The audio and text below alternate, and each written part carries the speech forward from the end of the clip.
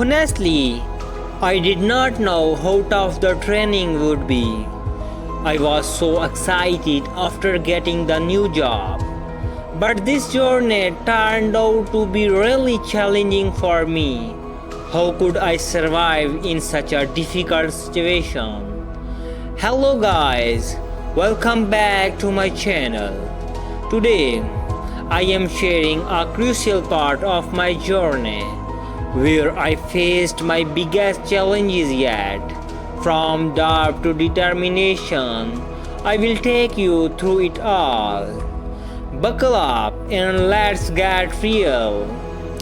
After successfully being selected, I initially thought our paramedic training would focus lightly on things like medical treatment and patient transfer techniques. When I arrived at the academy for training, however, I quickly observed that everything was completely different from what I had imagined. The first thing they did was give us a buzz cut.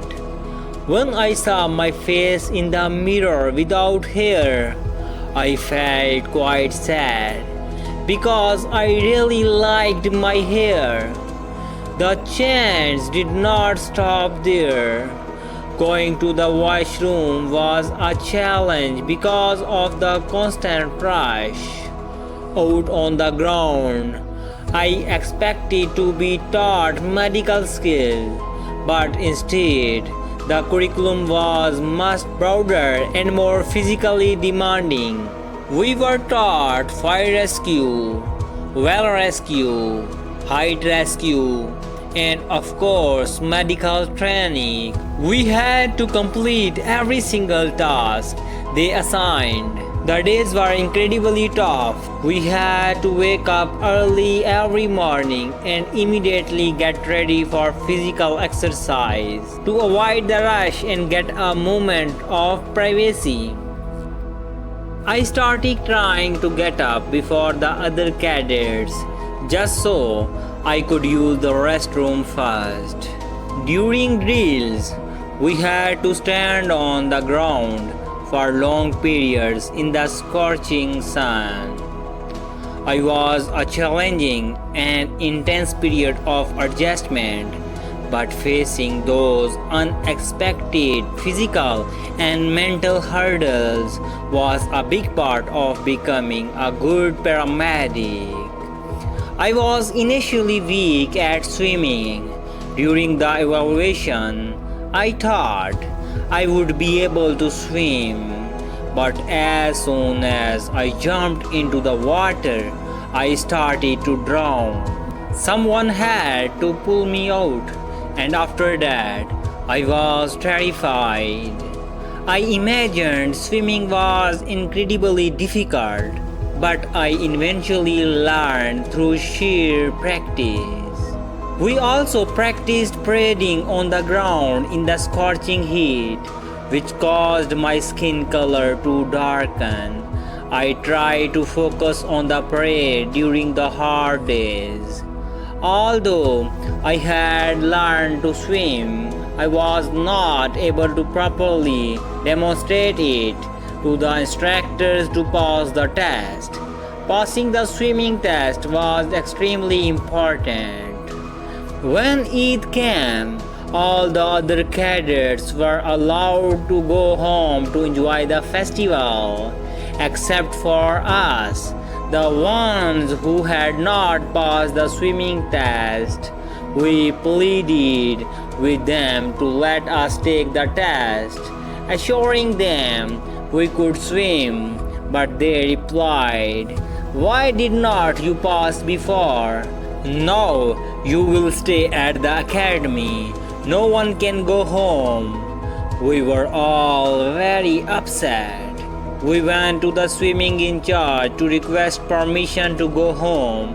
He smiled and said, "Don't worry boys, after you pass out, you will be going home. You will miss these days when you are at home. These days are important for you, so enjoy them. Don't take it too hard." Sometimes when I think about those days, I feel happy. They truly were awesome. Even though at the time we thought they were very tough. I remember we enjoyed ourselves a lot. After swimming, we would go out and head to new places with our friends. One day, I was tired and sleeping in the room.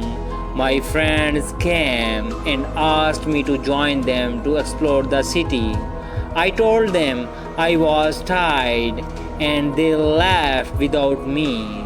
I was the only one in the room. After a few minutes, I thought, today is the last day of leave. Tomorrow I won't be allowed to get past. So I got up and went to the city. On the way, I wondered why I was even going. I thought I would eat something, but I did not really feel like going to the city. When I arrived at a milk shop, I ordered a milkshake. As I was sitting there, still wondering why I had walked so far, I noticed a child nearby who was shivering with a high fever. I went over and asked what was wrong. He said he was starving and his body hurt. Seeing his bad condition made me sad. I gave the child my milkshake and went to a medical store to buy him medicine. After having the milkshake, he was overjoyed. He thanked me and went home. That's when I realized I had come here for the sole purpose of helping him. I was thrilled that God had sent me to help.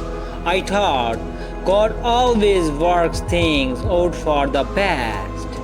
When you help a truly needy person, you feel a happiness that comes from the bottom of your heart. We should help every needy person. I hope you are enjoying this story.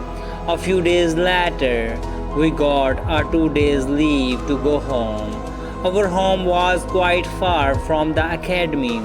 When I arrived, everyone was shocked and scared of me because I had no hair on my head.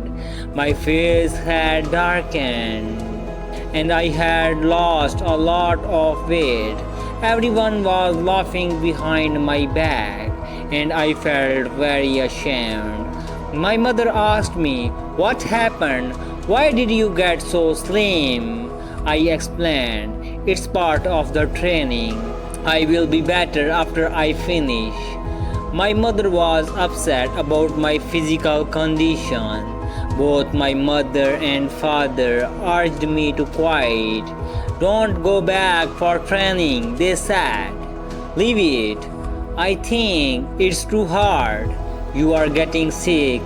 I convinced my parents that I would get better after the training and not to worry.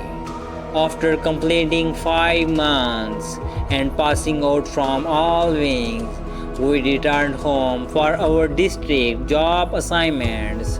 When I came back, I was assigned as a motorcycle first aider in my district. Gradually, my health, fitness, and skin color, which had been spoiled at the academy, turned to normal.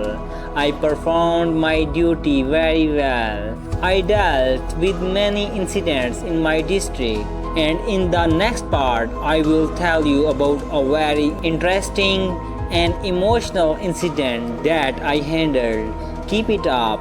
We will see you in the next part.